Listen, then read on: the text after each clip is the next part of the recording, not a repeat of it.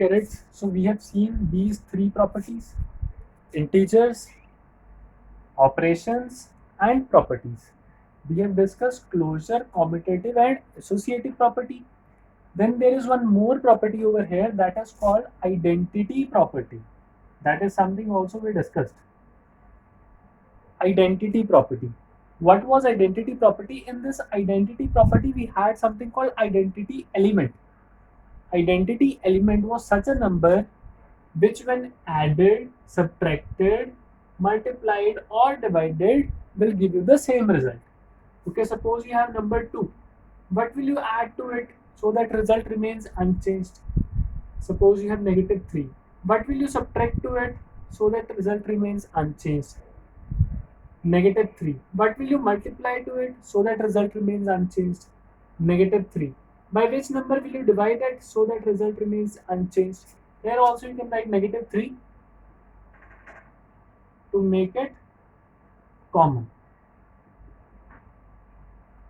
Add, subtract, multiply, or divide. Result remains unchanged. So identity element for addition. If you add 0, result remains unchanged. This is the identity element. If you subtract 0, result remains unchanged. Identity element. If you multiply by 1, result remains unchanged. Identity element. Divide by 1, result remains unchanged. Identity element. So this was something called identity element or identity property. Means for addition, subtraction, multiplication, and division, we can say that it follows identity property because we are having one identity element, and I have written what all identity element was there.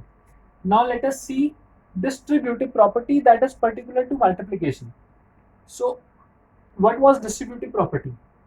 A into B plus C was equal to A into B plus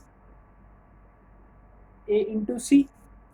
Suppose the question was 200 into 104.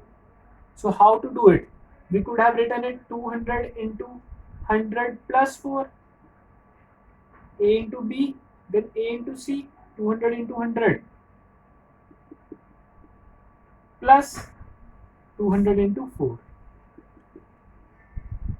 So this was 20,000 plus 800. Result was 20800. So this was distributive property.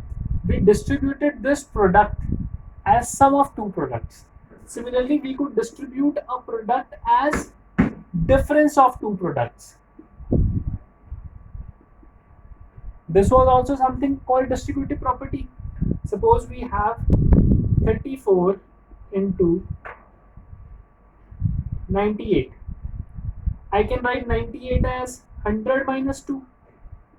Then using distributive property, I can write 34 into 100 minus 34 into 2. 34 into 100 is 3400 minus 34 into 2 is 68, and it comes out to be 3332. So in this way, this was distributive property. Distributivity of multiplication over addition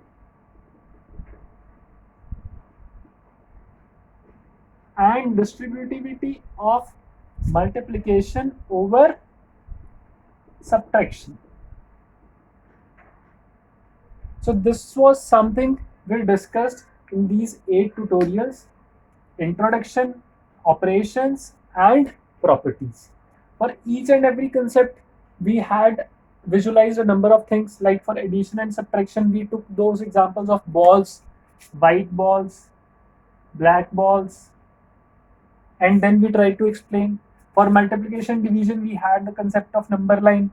For division, reverse of multiplication, we did. Properties, we made the tables. And for each and every concept, we have done assignments also. So this was all in this chapter. Now let us see some statement questions also related to this topic.